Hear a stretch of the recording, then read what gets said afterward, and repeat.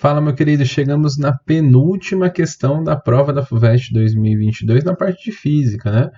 Uma questão também que contava uma história bem interessante sobre o canhão de Newton, né? Mas assim, novamente uma questão de rápida resolução. Eu acho que fazia muito tempo que eu não via, até mesmo no ano passado eu não via uma prova sem grandes desenvolvimentos matemáticos na área de física, e que você conseguiria resolver desde que soubesse o conceito de força centrípeta. A gente falou bastante sobre os satélites geoestacionários, né? Fizemos uma revisão sobre esse tema e espero que você tenha acertado, né? Então ele falava que o canhão de Newton, esquematizado na figura, é um experimento mental imaginado por Isaac Newton para mostrar que sua lei da gravitação era universal. Disparando um canhão horizontalmente do alto de uma montanha, a bala cairia na Terra em virtude da força da gravidade. Então você joga alguma coisa, por exemplo, uma bala disparada aqui, ela vai cair. Ele até faz esse desenho aqui pra gente, né? Ele coloca aí que a balinha cairia em algum ponto. Da força da gravidade, tá? Um conceito aí que a gente melhoraria a aceleração da gravidade, mas tudo bem. Com uma velocidade maior inicial, a bala iria mais longe antes de retornar à Terra. E que esse caso aqui, assim por diante. Com a velocidade certa, o projeto daria uma volta completa em torno da Terra, sempre caindo sobre a ação da gravidade, mas nunca alcançando a Terra. Newton concluiu que esse movimento era orbital e seria da mesma natureza do movimento da Lua em torno da Terra. Perfeito, Newton era um cara diferenciado, né? E ele falava assim: qual deveria ser a velocidade inicial de um projeto lançado horizontalmente do alto do Everest a uma distância aproximada de 6.400 quilômetros do centro da Terra?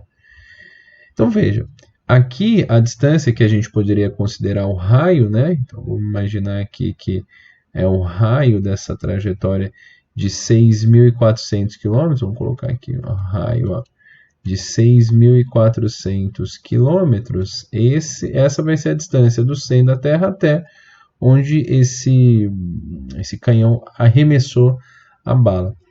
E como há um movimento aqui circular, né, a força resultante que age sobre essa partícula vai ser dado como uma força centrípeta. E aí vale a gente recordar que a força no movimento circular, vamos até escrever isso para você que está estudando aí depois dessa prova, no movimento circular, a força resultante é dado como a força centrípeta.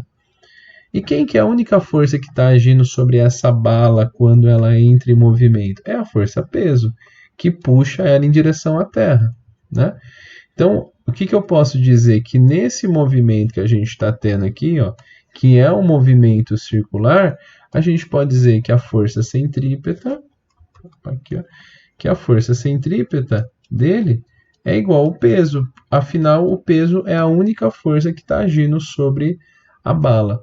Por consequência, a gente pode dizer que a força centrípeta mv² sobre r, né? Você precisava lembrar dessa fórmula, é igual a massa, a mesma massa. A gente está falando da massa da bala, tanto na força centrípeta quanto a massa da bala na força peso.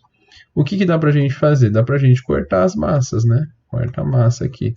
E aí sobra para a gente a velocidade em função do raio, que é esses 6.400 km, e da gravidade.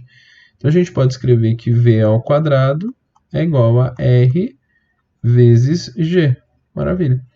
Para que a gente possa padronizar em metro por segundo, apesar de nós termos em quilômetro aqui por segundo, nós temos uma gravidade em metro por segundo. Então é mais adequado a gente passar esses 6.400 quilômetros, e vamos deixar aqui, esses 6.400 quilômetros, é a mesma coisa que 6.400 vezes 10 a terceira metro. Lembrando que 1 quilômetro tem 1.000 metros, 10 a terceira, né? Então, nós podemos escrever que v² é igual a 6.400 vezes 10 a terceira, aqui está tudo em metro, vezes a gravidade, que é 10 metros por segundo.